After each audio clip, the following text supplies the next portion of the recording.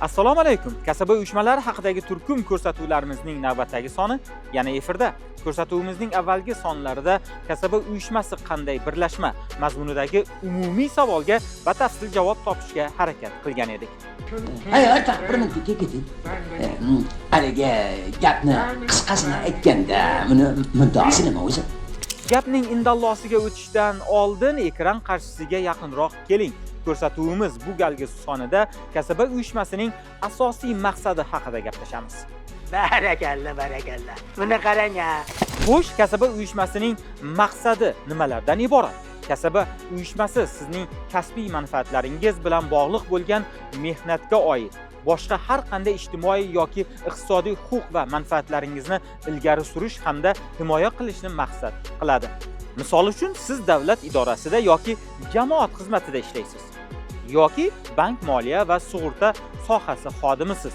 Kasaba uyushmasi aynan sizning kasbiy manfaatlaringiz bilan bog'liq bo'lgan mehnatga oid boshqa har qanday ijtimoiy yoki iqtisodiy huquq va manfaatlaringizni ilgari suradi hamda himoya qiladi.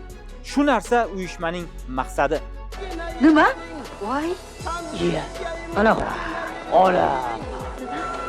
Bu hali hammasi emas.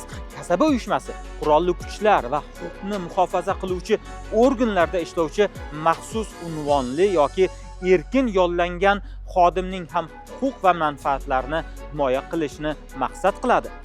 Bundan tashqari, biror tarmoqqa taalluqli o'rta maxsus kasb-hunar ta'limi, oliy ta'lim va ilmiy tadqiqot muassasalarida ta'lim olayotgan yo bo'lmasa ishlayotgan ishchi xodim yoki talaba huquq hamda manfaatlarini ham himoya qilish kasaba uyushmasi maqsadidir.